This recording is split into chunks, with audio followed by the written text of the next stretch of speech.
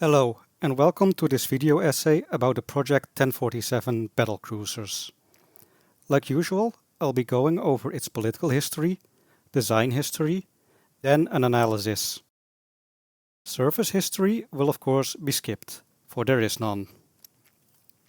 But before I continue, there are two things that need to be clarified. Firstly, when I said Project 1047, that would be technically incorrect. The internal name by the Koninklijke Marine would be as per usual designation, Slagkruiser, translated Battlecruiser, followed by a year, Garzke, 1939 or 1940. Project 1047 specifically refers to a private design bureau's involvement in the project. Since the actual name is rather non-specific, the Navalisme Project 1047 has become usually what people know and what is more memorable. Another name that some people use is the Holland class. Unfortunately, I found no credible mention of any names for the Dutch battlecruisers, which is understandable, as Dutch ships got their names after being approved. What caused people to come up with the Holland name is likely to do with a German design study, which, as later will be explained, was technically a different ship. Since the German study was titled Battlecruiser Design for Holland, and this was in bold letters on the blueprint, it is the likely culprit for the confusion. Secondly, we get to the elephant in the room. What is a battlecruiser? The answer will highly depend on who and when you ask this question too. The exact definition can be blurry at times, and even in hindsight, the Dutch designs might be more appropriately called large cruisers. But they were called battlecruisers at that time. On to the political history. In my De Ruiter video, I briefly went over some Washington Treaty cruiser designs and proposals from the 1930s. Now, what's most common is that many of the conclusions made during these discourses came with an asterisk. They only applied if the treaty should be adhered to. A perfect solution was otherwise unattainable. However, some astute conversers had pointed out that firstly, the Netherlands was not limited by the treaty, and secondly, even if it was, one could put these ships under the label capital ships. Under these criteria, it was possible to have a ship that was armored against 8-inch fire, fast, and could maintain a full battery of her own. In September 1933, Minister Colijn initiated a commission led by Edinburgh. Its objective was to ascertain what possibilities existed to cut operational cost for the defences of the Indies. One of the options from the final report was to significantly reduce the fleet down to a submarine fleet. Since this was contradictory to the defence foundations, another commission was installed, this time chaired by Kahn.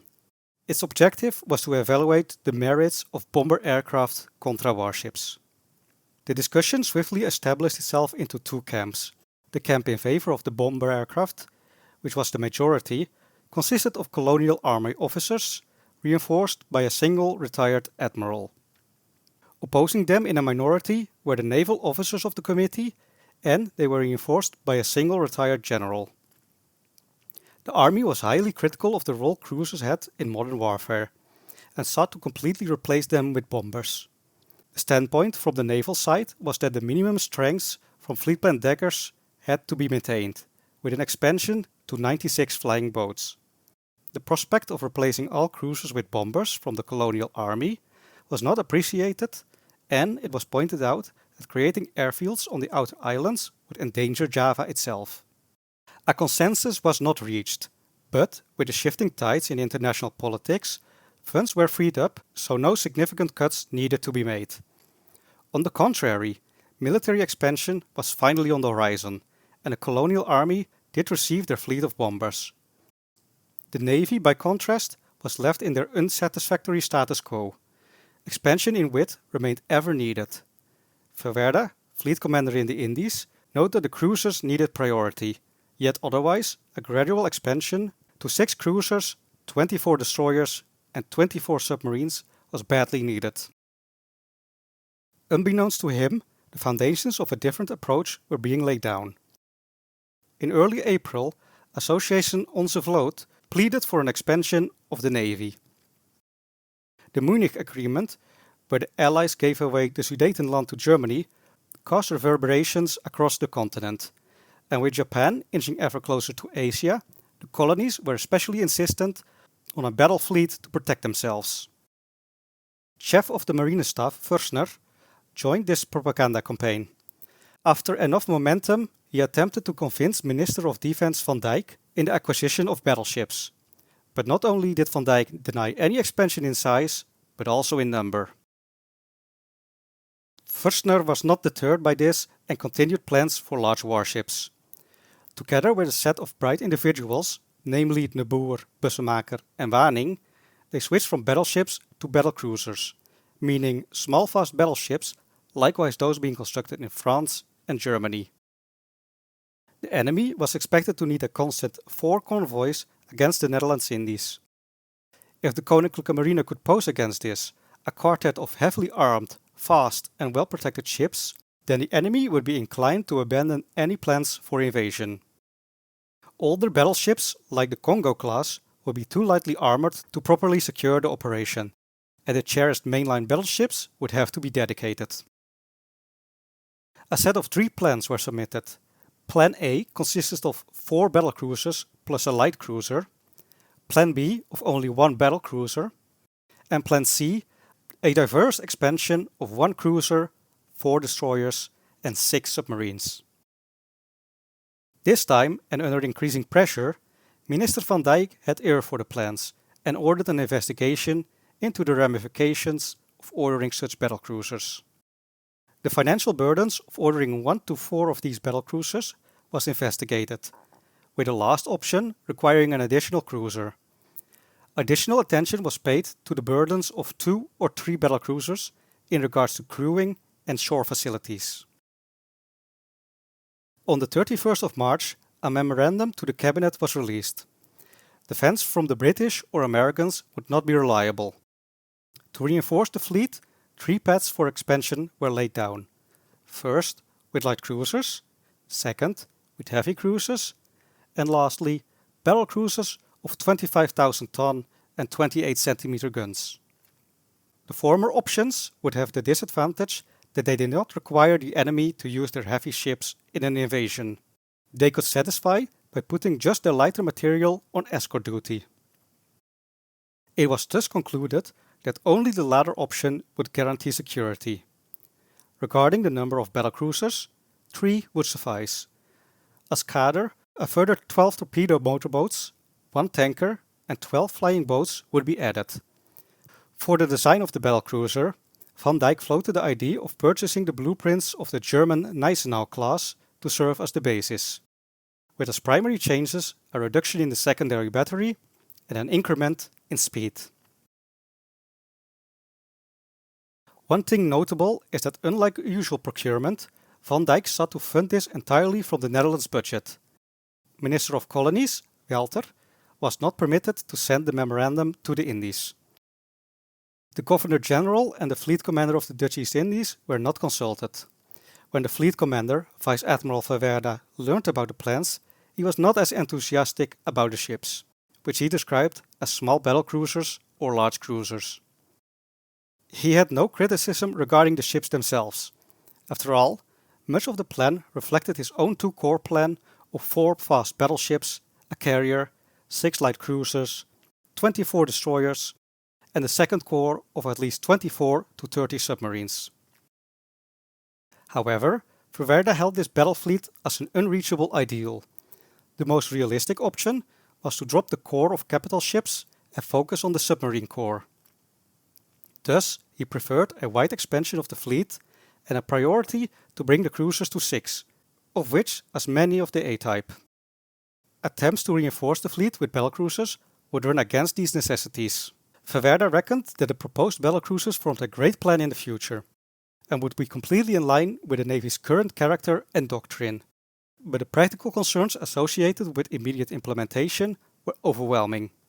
Verwerda argued that they did not need to be strong enough to compete with the Congo class, for those were not internal and the replacements were undetermined. It was further questionable whether the ships would come in time. whether they would hamper the wide expansion, and how the naval base Surabaya was not yet set up for ships this size. Lastly, the addition of an aircraft carrier deserved consideration. With these drawbacks in mind, he offered an interim alternative plan to build cruisers of 16,000 tons armed with a 24 cm battery. Back in The Hague, a technical commission was established by Van Dijk under the stewardship of Förster. They completed their report early September 1939. The commission looked at 3 options, the first being an expansion with 3 light cruisers, 12 destroyers and 18 submarines, a second option of 7 heavy cruisers, and a third option of 3 battlecruisers. Because only the battlecruiser was a true deterrent, this was chosen. Onboard aircraft and flying boats were expected to cover the support needs for the battlecruisers. Destroyers were deemed unnecessary, except for their anti-submarine role. But even here, the Commission decided to reduce cost and expected to be satisfied with 600 to 800 ton chasers. Eventually, 100 ton large motorboats were ordered, armed with 20 mm machine guns. The 6th Department of the Department of Colonies hesitated regarding the feasibility of the Technical Commission's plans and started comparing plans of their own. Plan A consisted of 4 battlecruisers of at least 35,000 ton, with a cadre of an aircraft carrier, 4 cruisers of 8,500 ton, 18 destroyers, 18 submarines, 3 gunboats, 96 flying boats, and numerous other craft. The naval base would have to be moved to Tanjung Priok in Batavia, modern-day Jakarta. Plan B was similar to A, but dropped the size of the battlecruisers to ships of 16,000 to 18,000 tons. The carrier and the relocation of the naval base were also not included. The last plan, Plan C, kept itself to 2 cruisers of 8,500 tons, 1 De Ruiter, 1 Leader, 9 destroyers, at least 36 submarines and 96 flying boats. Independent of these plans, the colonial army bombers remained important and needed to be reinforced with 40 air cruisers, a name the Dutch gave to twin-engine fighter bombers. The 6th Department praised Verwerda's memorandum because, unlike the Technical Commission, he did not forget about this. Verwerda had also noticed that the plans were too dependent on the current Japanese fleet. Alarmingly, the Japanese were said to be building 30,000 ton battlecruisers of their own, armed with 30 cm guns. This threw a big wrench in the plans of the Technical Commission. Verwerda was supported in his critique by Goossens, the Department of Colonies, General of the Colonial Army Berenschot, and the local bodies. Nevertheless, the critique from afar had poor traction. The lack of direct disapproval for the battlecruisers was twisted into approval, and Förster was able to influence the now new Prime Minister De Geer, which lacked the expertise to say no. Arguments were brought forward in readings comparing the battlecruisers to larger than treaty cruisers, showing how larger ships were more efficient. Core of these arguments sometimes recoiled back, because in the same vein, Scheltema de Heere warned that future battleships could be large and fast. Various politicians, most notably from the NSB, kept insisting on a fleet of 4 fast capital ships of 35,000 tons, armed with 38 cm guns. They were supported by Van Pol, who compared the Dutch Empire to the French. From this perspective, 4 to 5 capital ships were needed. Blomjus questioned if it would be better to get 2 battleships of Richelieu type, and some voices for even 40,000 ton ships were brought up. In the end, Förster's momentum was enormous. His rhetoric triumphed and passed the Cabinet and People's Council without successful opposition. Verwerda had been unable to join any discussion due to his health. On the 9th of May, the House of Representatives started their Fleet Commission on whether to approve these plans. The next day, the Germans invaded the mainland. Design history. The preliminary designs started at Bureau Scheepsbouw, Bureau of Construction. Initial specifications were of a 230 meter length on the waterline, 29 meter beam, 13.40 meter height, and 7.45 meter draft at trial conditions. Washington displacement was 26,000 tons, trial displacement 27,000 tons, and normal load 28,000 tons. The fuel displacement, as per usual, was not specified, but would estimate to be around 800 tons more according to Schelte-Madeira. At 155,000 shaft horsepower, this would give her a speed of 33 knots trial, and her fuel load would allow for 4,500 nautical miles at a fast 20 knots.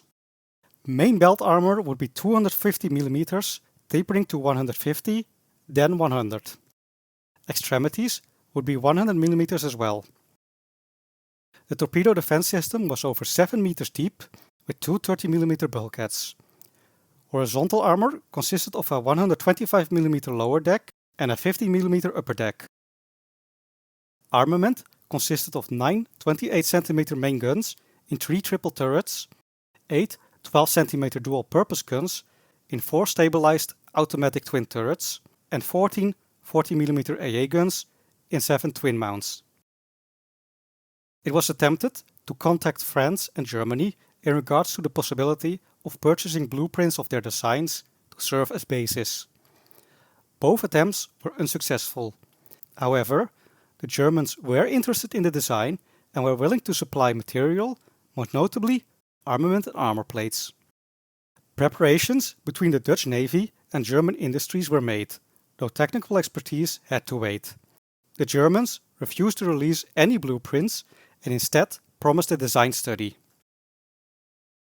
Before the meetings with the Germans took place in July 1933, the Dutch had redesigned the ship completely into a two-funnel ship. The initial specifications proved unsatisfactory and a number of changes were made.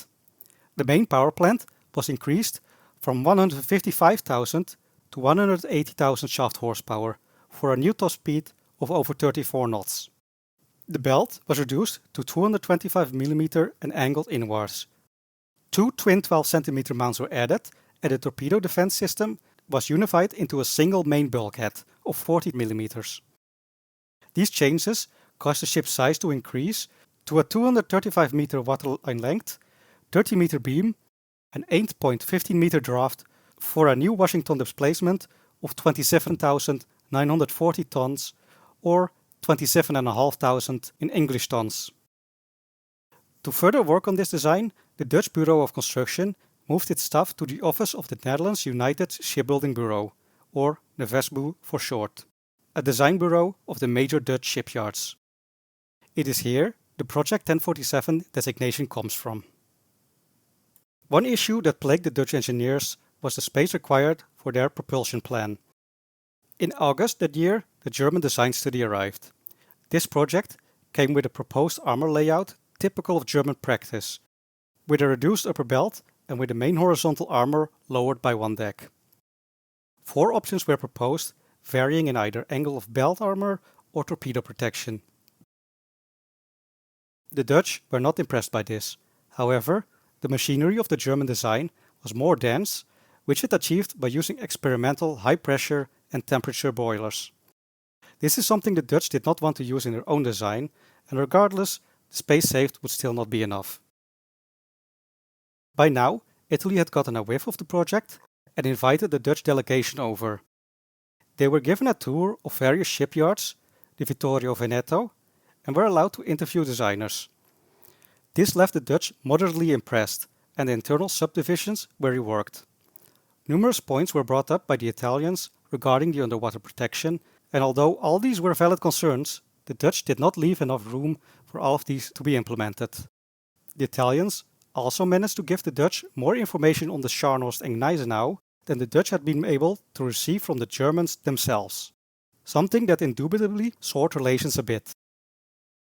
It was unfortunate that the Italians could not help the Dutch with their machinery concerns. During a dinner, the present German admiral impromptu stated that the German ship design methodology was 20 years out of date, though with machinery fully modern. For Italians, this was the reverse. Nevertheless, the Dutch went home to modify their design to bring it up to modern standards. This ended up being the last international excursion. The Dutch further worked on the armor scheme, bringing the main belt up to 250 mm thickness, upper belt to 44 mm, and redesigning the torpedo protection system and subdivisions following Italian advice. As a side note, it should be noted that Dr. Teschel of Ingenieurskantoor voor Scheepsbouw was appointed as a liaison between the Dutch and the Germans, had developed a design of their own, using German boilers and turbines. The purpose of this project, numbered 323, was not clear. Most likely it was either as an independent study to gain insights or to convince the Dutch of using this design instead. Particulars. Although the project was not finalized, these stats would be from what's known as the definitive design. The Washington displacement would have been 28,515.5 tons, with normal loaded displacement of 31,465.5 tons. Full displacement was not known, but would be much higher than this. The hull would be 237.1 meters at the waterline with a slight bulbous bow. The beam would be 30 meters with a height of 14 meters and a depth of 7.8 meters trial. The propulsion would provide 180,000 shaft horsepower over 4 shafts for a top speed of around 34.5 knots in North Sea waters. The main armor belt was 250 mm thick with an internal angle of 18 degrees. The upper section was 40 mm and the transverse section was 200 mm thick. Additionally, 15 and 13 mm bulkheads were present. Horizontal armor was 100 mm on the main deck, 30 mm above and 30 mm below. The lower deck angled downwards to meet the belt. The waterline around the bow was protected with 30 to 15 mm and the stern was protected by 30 mm above and 60 mm below a 125 mm main deck. Underwater protection consisted of lighter bulkheads of 10, 7 and 7 mm, followed by a main bulkhead of 40 mm. The barbettes were 250 mm, tapering to 200 and 40 mm below the decks. The turrets were protected with 300 mm at the face, 200 mm on the slope, 150 mm on the roof and 100 mm at the sides.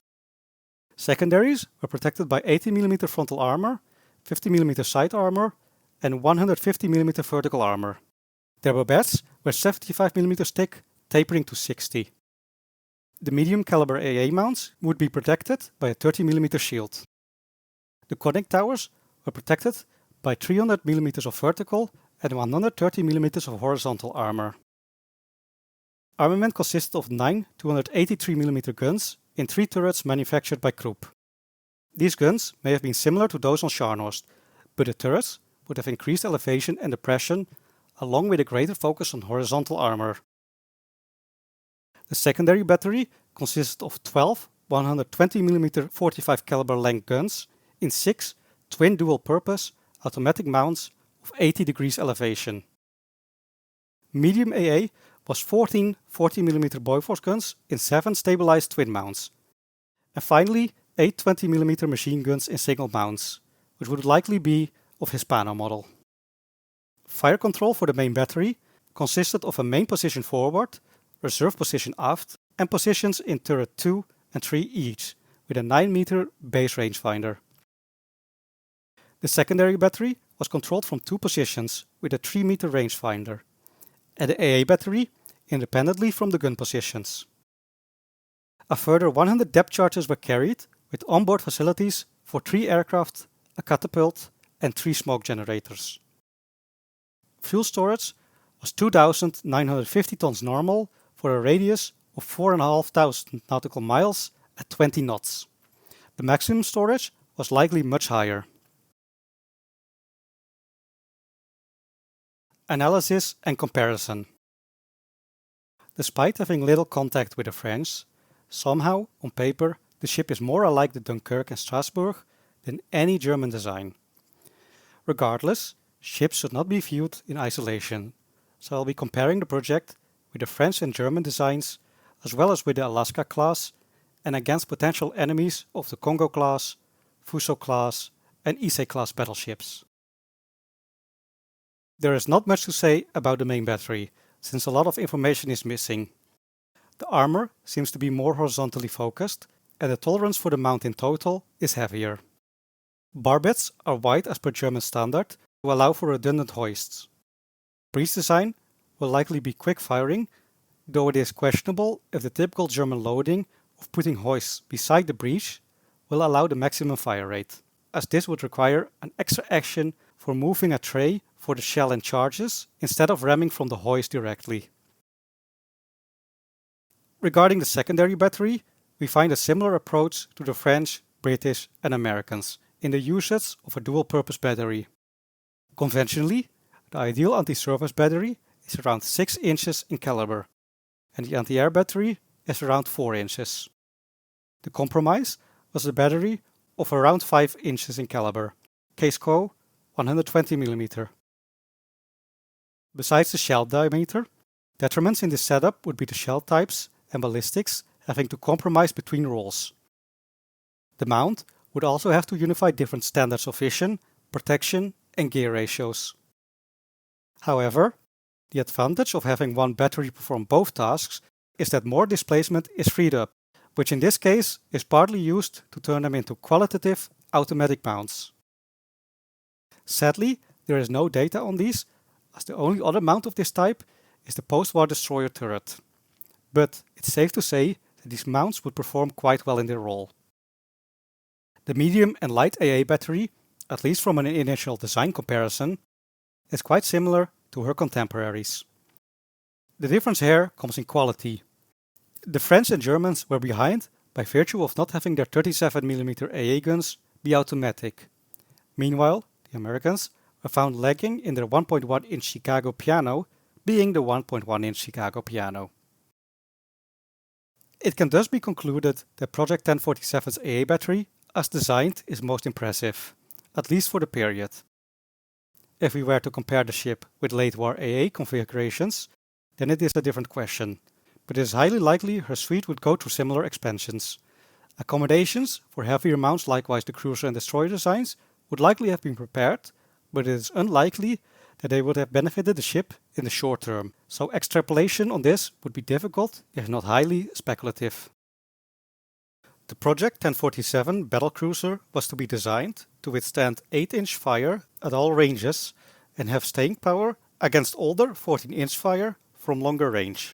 They were to withstand torpedoes of 21-inch diameter and aerial bombs of up to 300 kilograms.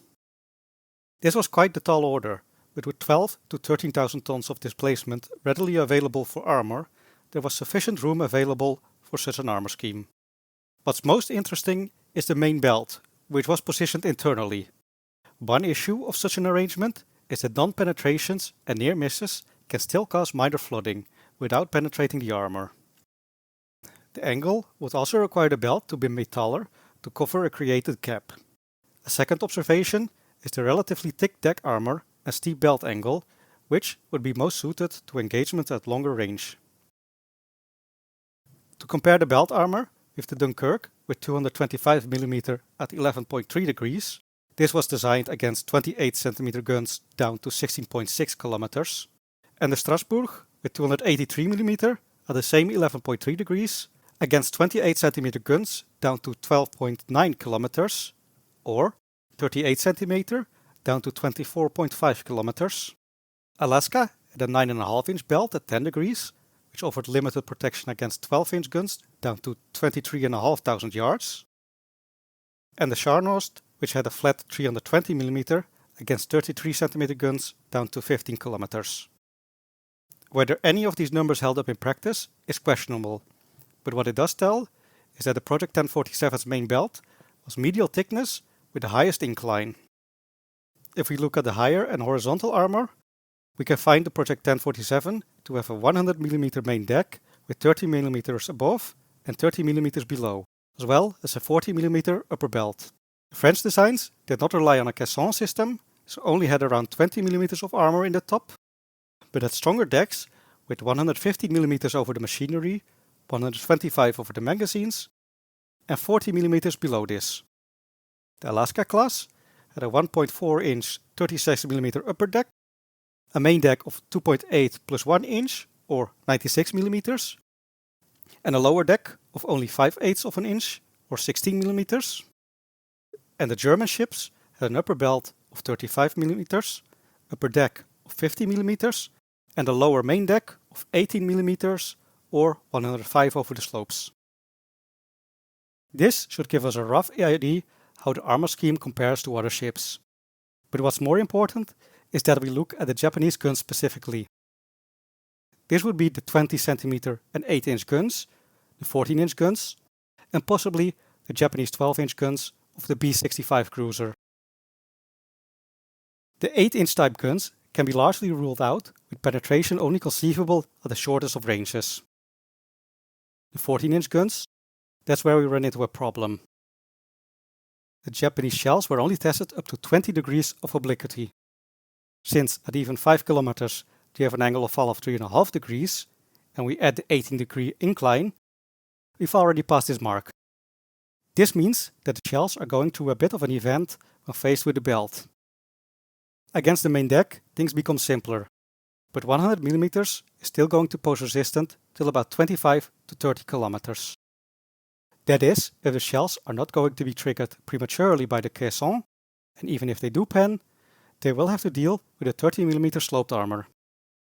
This is less than compared to the Dunkirk, but because the Japanese trinitro line is more energetic and causes smaller splinters, the 30mm is going to do fine. Against 300 kg bombs, the armor scheme is on the questionable side. From 2 kilometers, an armor-piercing bomb penetrates just below 100mm, whereas from 3 km altitude, they penetrate a bit under 130mm. If the plane is dive bombing, these numbers can be higher, provided they release at the same height. The last thing to look at will be underwater protection. Here, the Project 1047 has a series of bulkheads, with the main bulkhead being 40mm thick and a depth of 5.35 meters. Comparatively, the Dunkirk ships have a similar set of bulkheads, with the main bulkhead being 30mm and a depth of at least 7 meters. The Gneisenau had an unconventional system with a single main bulkhead of 45mm angled, or around 3.5 to 5.5 meters deep. The Alaska class had an exceedingly modern system of hopes and prayers. To conclude, the Project 1047 has probably the best vertical armor amongst her peers. In her torpedo defense and horizontal armor, she is marginally outclassed by the French projects. Now that I've gone over the protection, let's turn it around. How effective is she against her perceived enemies? As far as the cruisers are concerned, it's safe to say that they wouldn't have a good life expectancy even at long ranges.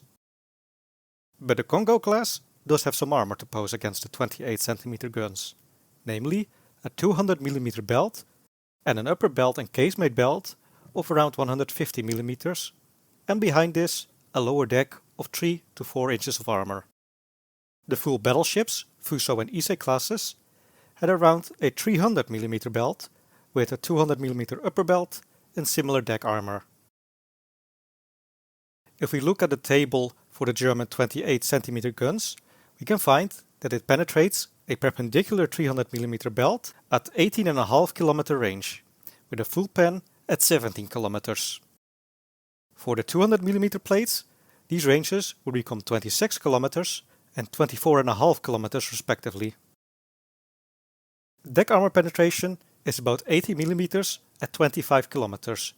If we use the United States Navy empirical formula, we get 50mm at 20 km and 75mm at 27.5 km.